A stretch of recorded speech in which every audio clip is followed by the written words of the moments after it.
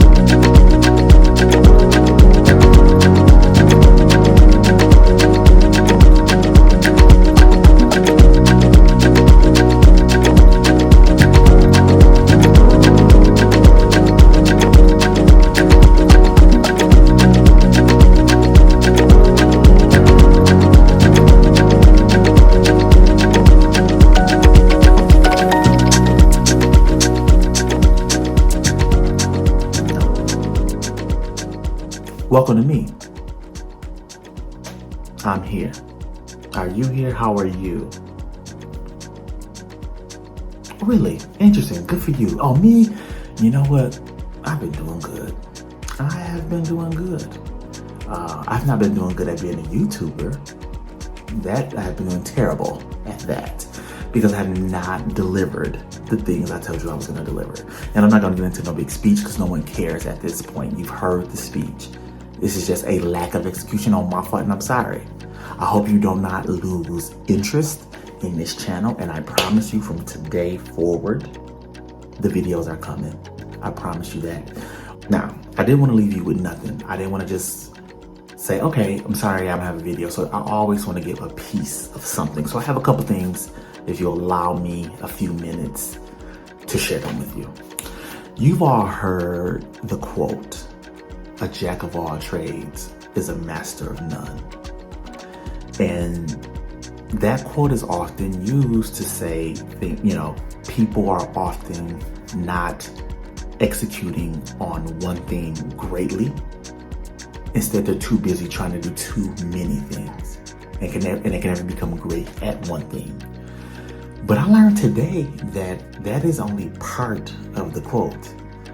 The quote actually goes, "A jack of all trades is a master of none, but oftentimes better than a master of one."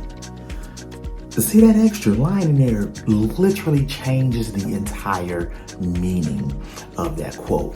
And I'm gonna give you a real life example of this, and I'm gonna apologize because some of y'all are tired of hearing about her.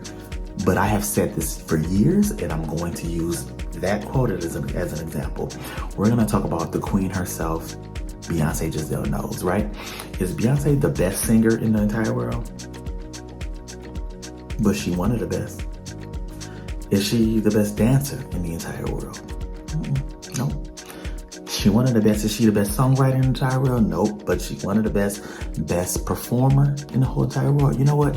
Previous years, I would have said no. She may be the best performer nowadays. Honestly, she may be. But the point remains, she's really good at a lot of things, and that's how she became the queen. That's how she got up to rule over all the rest of them who focused on maybe vocal ability only or dancing ability only or had a main niche. Do you understand what I'm saying? So keep that in mind the next time somebody tells you a jack of all trades is a master of none.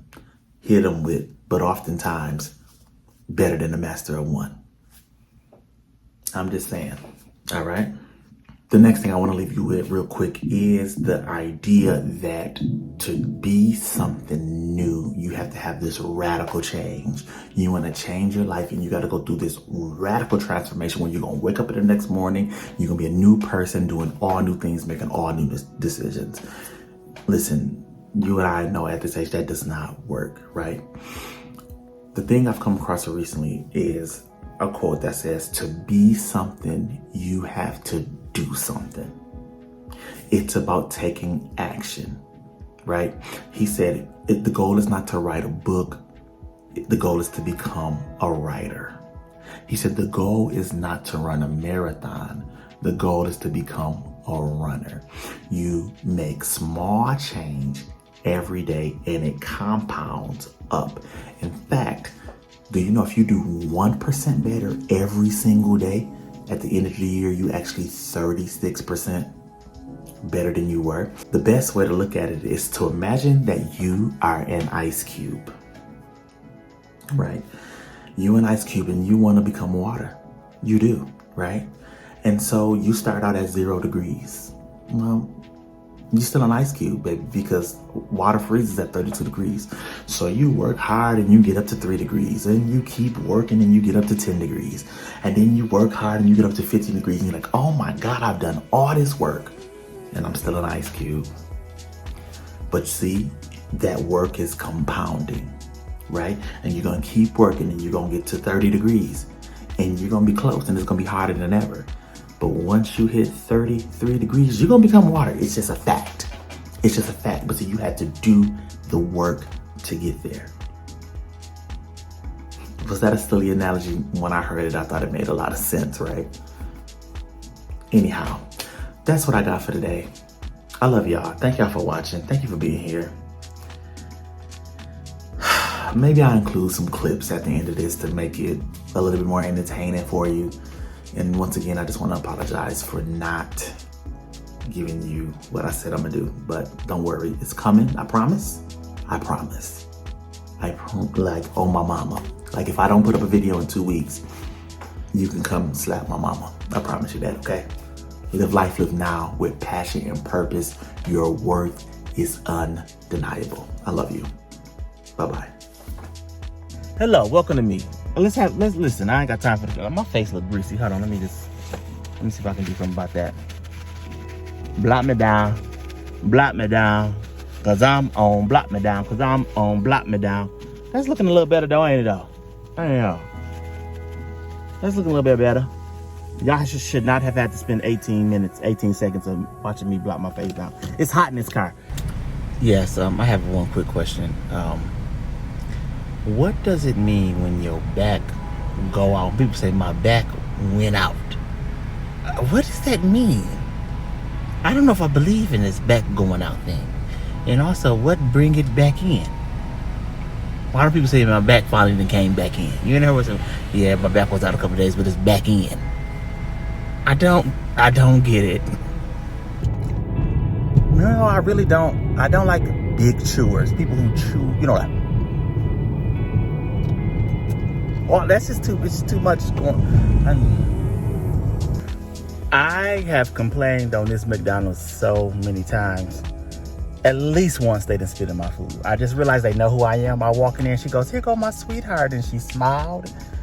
And I can't tell if she was being sarcastic, and I have decided that at least once they have spit in my food, at least once, and I just have to deal with that as a person.